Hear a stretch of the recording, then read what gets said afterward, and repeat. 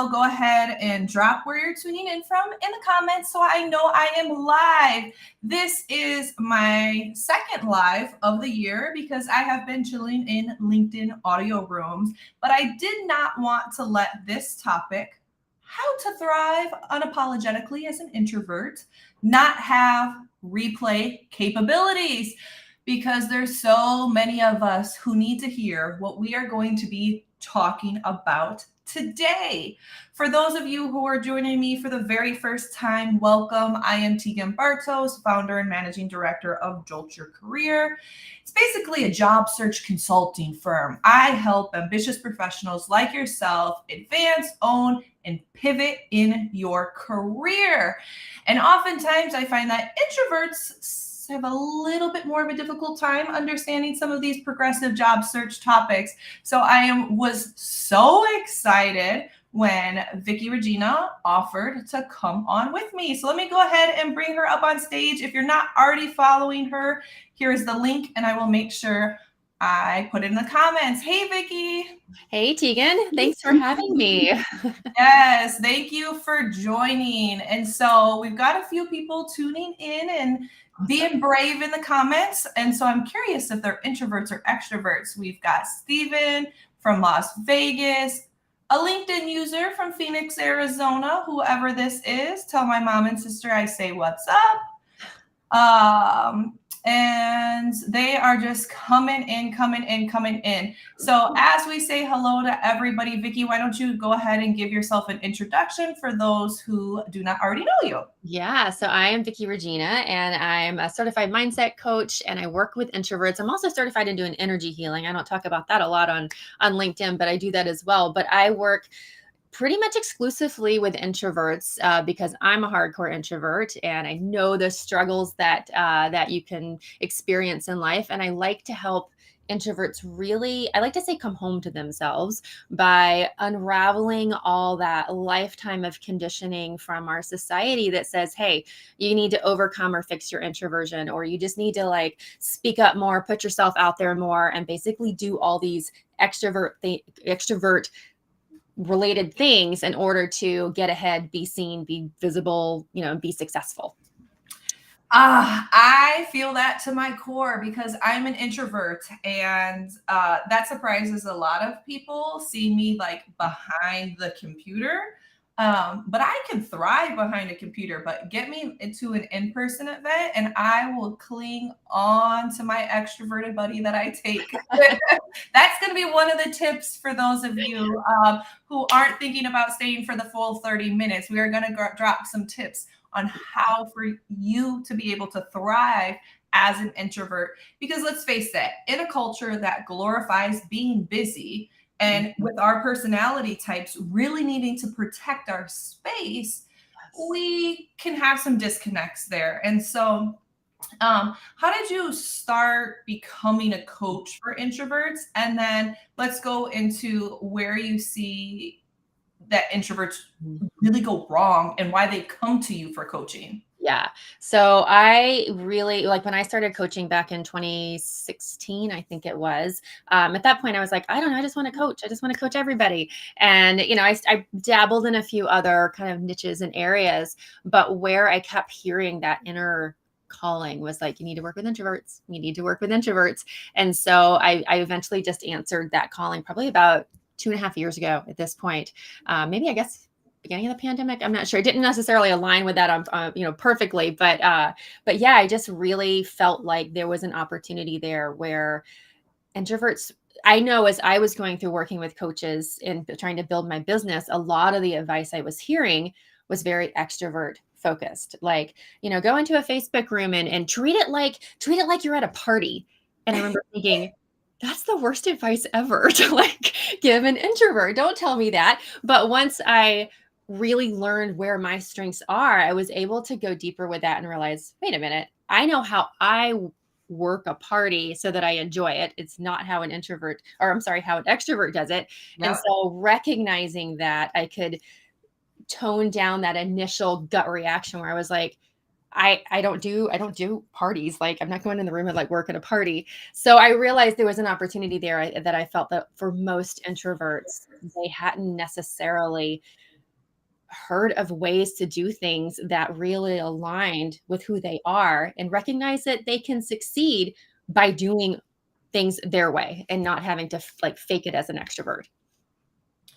I am actually so surprised by Bob tuning in the comments. For everybody who doesn't already follow Bob, definitely follow Bob because he drops job search tips that are absolutely phenomenal. And so I am shocked that he's an introvert.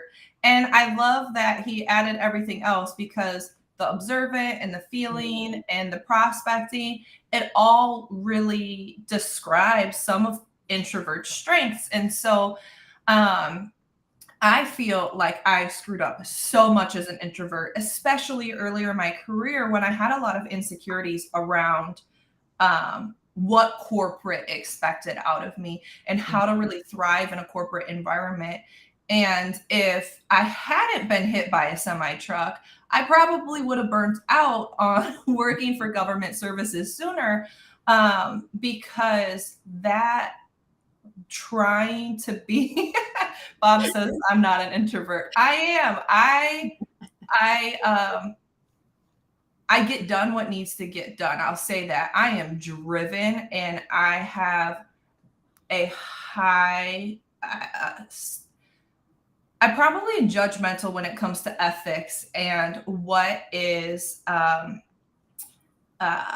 where integrity lies and how I can optimize organizations or people's job search strategies to have a more ethical and optimized approach to it. And so when there's topics that I'm passionate about, I can talk about it all day, but then I need to decompress. Yeah. And so where are like the top things, the top areas where you see like your clients feel like they're going wrong? Yeah. As a keeper? Yeah, I think the biggest thing, like when I think about some of the clients I'm working with right now, and some of my clients are in sales and they're killing it at sales, which you would think that maybe an introvert, that's not the best role for them. So where I work on things with them isn't around the whole sales piece. For a couple of the ones I'm working with, it's around speaking up more within the office to be able to climb up higher and get into like some management roles. Another client that I worked with him a lot on, also in sales.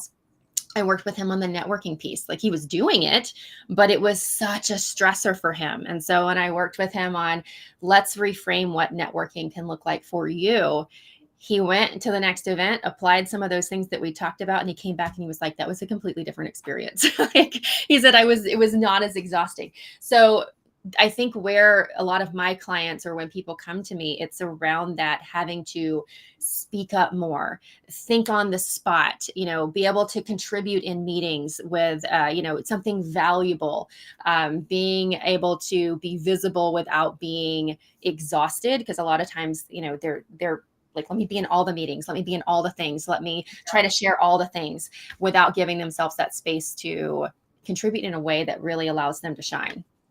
Yes. Keith has said you'd be surprised at how many successful introverts there are.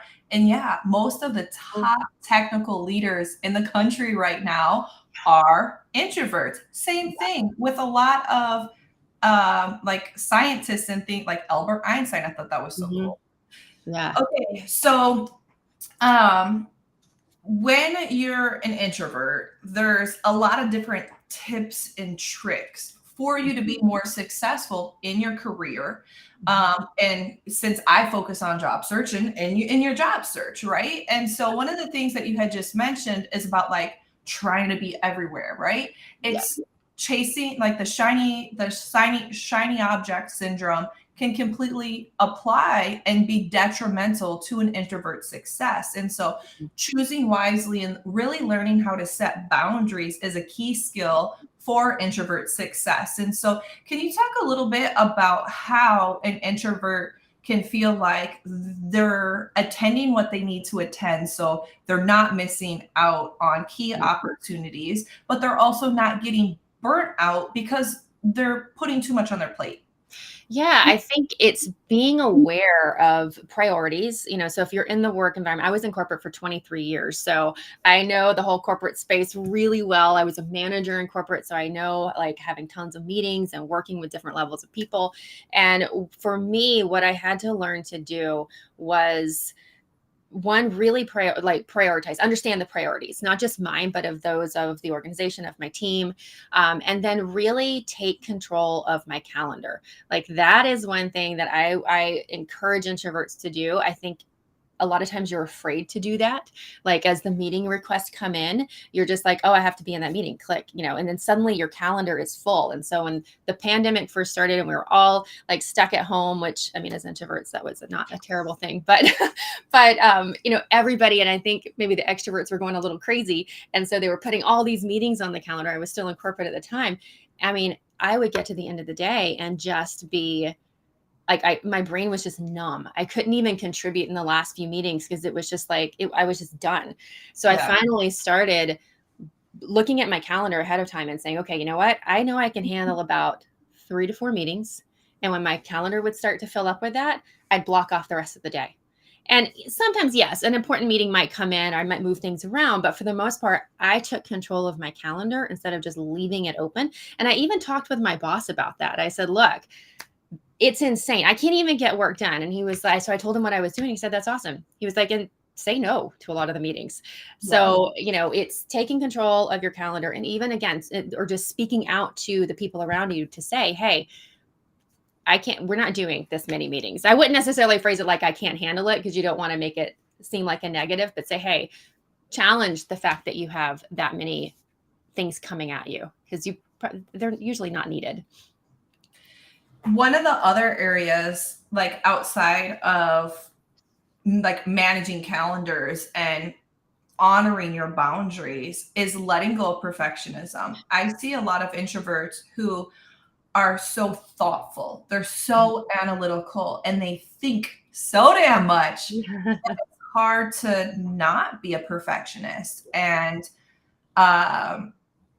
because when you spend more time in thought and in reflection, you see some areas that you might not want to sacrifice, or that you might not have been pleased with. And so do you see that a lot, that or is this just like a biased observation on my end, that a lot of introverts are perfectionists? Oh, I think so. I mean, I would like to say I'm a recovered perfectionist. I would say I'm more of a recovering. It's a process.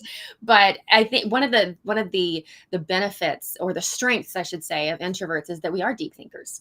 And that's amazing when you're on a team. And the fact that we aren't talking all the time, we're listening and observing, we're taking in all this information, and we can take all that in, connect dots, and really come out with some really valuable insights to contribute.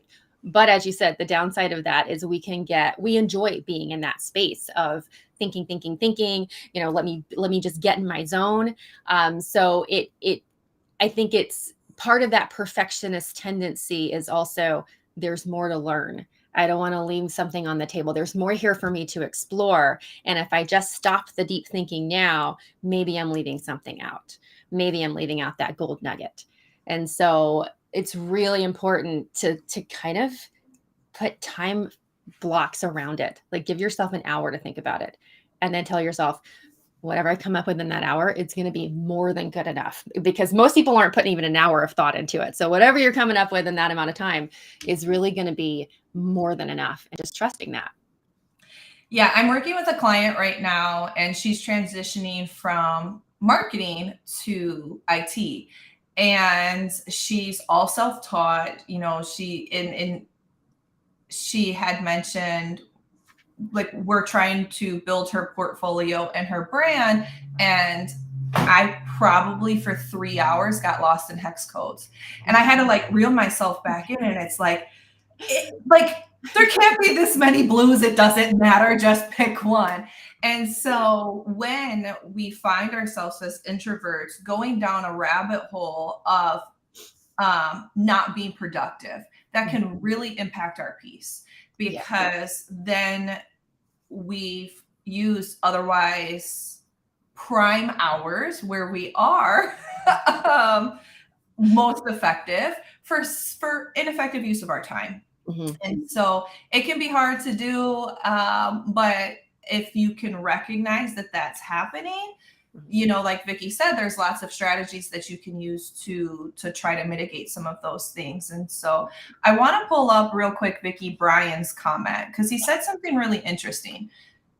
Social settings are sometimes too much input for my brain to process. It's exhausting. Yes. And the reality is, in every job, cross-functional collaboration, communication, teamwork is really important. Like even as a business owner, a remote business owner who sits in this office all day long, like, it's exhausting being on back-to-back calls. And even when I do put those blockers in, the reality is, like, if I want to have a certain name for myself, going to social situations is important. And same thing for any other corporate role. Maybe it's, oh, you know, everybody's going for drinks after work, or there's the holiday party coming up, or there's the summer picnic, or, you know, whatever it may be. And so how can people better navigate themselves in a social situation where you can't block out time? Like, you got to be there. Yeah. Yeah, that's it. Then that's something I work on with my clients, especially like with like the networking thing. I'm thinking of that client, and it's giving yourself, there's a couple of things here. So I hope I don't go too long on this answer, but there's a couple of things. One of the things that's exhausting for us introverts is not only the external stimuli that's just coming in. That's just like biologically going to be overwhelming for us sometimes. But one thing I've found is when we're in our head and we're judging ourselves harshly and we're putting a lot of pressure on ourselves, like, I got to go talk to these people, I got to go over here, I've got to, like, all this stuff is coming in, and all those little voices in our head are kind of beating us up. That takes even more energy. And so we get even more exhausted more quickly. So when we can take moments to pause, take some deep breaths, maybe step away. I sometimes will just walk around the exterior, or go to the bathroom, or step outside and take some deep breaths. It helps to calm that. But the key is not to judge yourself for doing it. So if you are walking outside to take a breath and you're in your head going, oh, this is why I hate coming to these things. This is why, I can't do these things. And I got to go back in there. And what am I going to say? You're just going to walk back in still feeling crappy and still exhausted. But if you give yourself that space, like, hey, yeah, I just need a minute here. It's almost like, plugging your phone in for 5 minutes when you're on red, just to give it that extra little boost. And then you can go back in and you can start to navigate it a little bit more easily. But it's also, a lot of it is just giving yourself permission to not work the room, giving yourself permission to talk to just a couple of people, giving yourself permission to leave when you're starting to hit that, I call it the introvert wall, when you're starting to hit that wall, or you can feel yourself approaching it, giving yourself permission to leave. And when that in itself is going to help you preserve some of your energy by not harshly judging yourself and having such high expectations for yourself of what you have to, how you have to show up and be. I love that. When I was a recruiter, having to go to job fairs was exhausting for me. And I put a presentation together on how to work a job fair as a job seeker. Mhm. And one of those strategies was looking at who's going to be at the job fair beforehand, Mhm. applying beforehand, and then going to your low priority booths first so you can get some of those jitters out, and then going to your key target once you feel like, okay, I've got this, I've eased up, I've got some of those jitters out, now I feel like, okay, I've stumbled a couple of times, now I'm getting it down, let me go to the person that matters the most. And so sometimes thinking about that, like, what are some things that I can do proactively to reduce some of that social burden? And then, like, in the instance of going to social situations, like I was invited to a book signing here in a couple of weeks, and I'm so excited about it. And the girlfriend who invited me, she's hardcore extrovert, and I plan on clinging to her little arm as long as I can.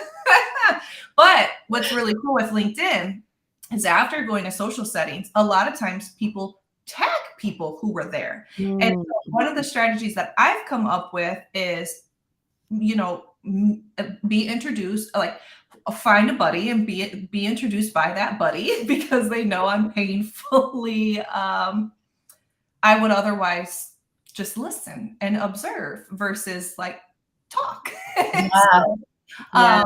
be introduced by someone, and then after the fact, Mhm. um, connect with the people who I wasn't introduced to. And Mm. so that way it can be more one-on-one and on my own terms. Like, Yeah. hey, Vicky, I saw that you were also at the event. I didn't get an opportunity to meet you, but would love to connect now, and connect here. And that is a fantastic way to build even deeper relationships, because oftentimes, and there's always like this like introvert extrovert battle, it feels like. And oftentimes extroverts might be the loudest person in the room, but that doesn't mean that they cultivate the deepest relationships. And at the day, careers are all about relationships. Yes. It's not always um people make or break your career. If you've got a boss who's going to advocate for you, you're going to get to where you want to go. And Mhm. if you've got a boss who's not supportive, you're not going to get to where you want to go. If you're on your job search and you can get an introduction, you're more likely to get a job than if you're a complete stranger, because trust is so important. And when you listen and when you ask thoughtful questions, like introverts are amazing at, Mhm. it builds a deeper relationship versus like, oh, let's go get a drink, or I'm going to tell you all about me, which is we just approach social settings in a different way. So Brian, I hope that gives you some support. And I saw, yeah, it was Brian. And then I saw another interesting comment from Len. And Some one quick more note, sorry, just for Brian, to build on what you were just saying with, introverts love the more meaningful conversations. When you go to these events, give yourself a goal instead of going in thinking I've got to talk to everybody or as many people as possible. I got to work the room. Go in and say, you know what? My goal is if I have 2, maybe 3 meaningful conversations, I've succeeded at this event. And I bet that's going to feel a lot less scary than thinking you've got to go in and talk with everybody. And introverts, we tend to like pick up on energy much better than maybe extroverts do. So that's one reason I love to go in and just like walk around the room. It gives me a chance to let my nerves calm down, but I can also start to assess people and like, who do I feel drawn to go talk to? Which also makes it a little bit more, easier to walk up to people. I like that, because when you change the mindset, when you change the narrative to my goal is to, and quantify it to Mhm. this many people and it's manageable, then you can leave instead of feeling exhausted, you can feel accomplished. So I like that trick. Yeah. Okay, so Len's comment was, I used to work with a deep, I worked with one, so he's commenting off of somebody else's, but the gist is he used to work with a CEO who had a deep voice at public Mhm. events. And then like his regular everyday voice was like much quieter. And so it's interesting how sometimes introverts will change their perception or vibe, uh, Mhm. to potentially better accommodate the room. What do you see about that? I mean, I hadn't thought about that from the perspective of introvert versus extrovert, but I was just in a training last week about doing videos and speaking with impact. And one of the suggestions from this public speaking coach was to speak more deeply into your chest, because it's more impactful for people. It resonates more with people versus, and most of us talk here. And so it's just being aware of that. So it sounds like this person, I don't know if they're an introvert or an extrovert, but it sounds like that CEO probably has had training around that. Like when you are speaking to a group or you're speaking online, drop down into your chest, because it's going to resonate more and be more impactful for people. There is a speaker, or like a speaking coach. Oh man, why am I drawing a blank on his brain right now. I'm gonna add it in the comments later because he has so many nuggets on YouTube about how to become a more effective speaker, a more thoughtful speaker, and how to get better results with your networking. And he's very thoughtful about the strategies being effective for both introverts and extroverts. So I'm going to drop those in later. And so we are coming up close to the 30-minute mark, and I want to be respectful of everyone's time. And so for everyone tuning in, thank you so much for your participation. We've got Keith in here who had said anybody who's interested in finding out like what your personality type is, here's one of the sites that you can use. He personally is introverted, intuitive, feeling, prospecting, assertive, which makes him a great mediator and diplomat and confidence, strategy in life. So it's sometimes really nice to take some of those personality assessments to hone into your strengths, because they do talk about that. And then you can feel empowered to leverage them in your career and honor some of the areas that you're not as strong at, not to necessarily improve your weaknesses, because sometimes we just are how we are, but to find strategies on how to complement our weaknesses in our areas of work or who we surround ourselves and things like that. Yeah. So Julie has a question. She says, how can introverts do well in facilitating roles? Julie, what does facilitating roles mean? Like, does that mean like from an HR perspective, or could you elaborate a little bit further? Unless you understand what the question means. No, I was wanting a little more context on that as well. Okay, Julie, we will wait for you to add some more context because we just want to be thoughtful in answering the question that you're actually answering. So while we're waiting for her, what would be your best advice for job seekers in this market to stand out in a sea of extroverts? Like, I mean, we hear all the time, network, network, network. What the heck does that mean when it comes to introverts on LinkedIn? Yeah. Yeah. I think my number one advice for introverts, just in general, but especially if you're trying to stand out, is really, and it just ties to what you were just saying, really own your strengths, understand what your strengths are. Because for introverts, a lot of times what our natural strengths are probably things that you are dismissing as limitations. So you're not owning them and really shining with them. And if you're trying to present yourself as more extroverted, then you're disconnected with really what's going to allow you to shine. So really become aware of what that means. Most of society does not understand what it means to be an introvert, including a lot of introverts. So get to know what it means, really lean into your strengths and lead with that. So things like being detail oriented, that is amazing. You know, share that. You see the details and you can tie together information, you know, talk about your listening skills and team players. Introverts are actually great team players because we do listen to what other people are talking about. We bring people together. So really get to know what your strengths are. And by the way, I am going to have a webinar on Tuesday that's unlocking your introvert magic. That's going to talk about some of these strengths. So if you're not sure, sign up for that. But get familiar with those and then lead with those and talk about those instead of trying to present yourself as more extroverted.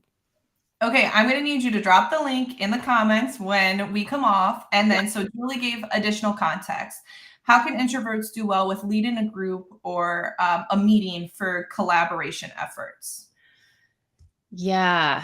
Well, I think it's when it comes to leading a group, this is where you can lean into your listening skills and your ability to ask great questions, which introverts are great at, because as you're facilitating, you know, conversation, you're allowing people, you're not going to try to overtalk people. You're going to give them the space to talk, and you're going to, again, hear those little nuggets where you can ask more, you know, the follow-up questions that's going to lead to more interesting conversations between the group.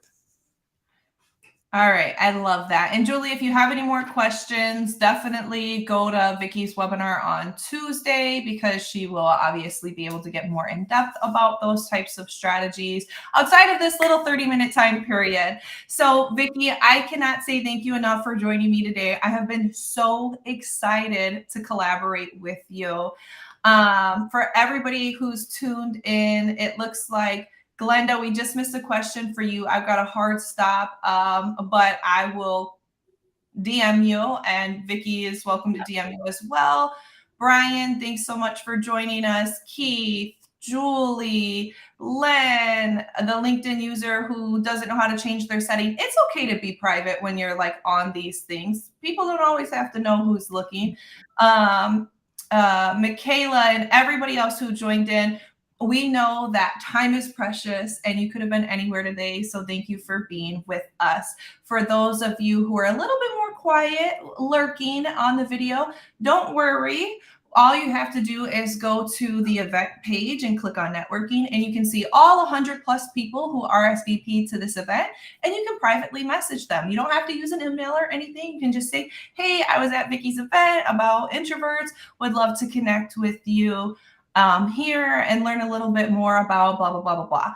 And that's a great way for job seekers to connect with other people and feel more confident and find their voice and their place to aggressively go after their job search. So Vicky, have a wonderful day. Thank you so much. Thank Everyone you. else tuning in. We will see you next time. Bye, everybody. Bye.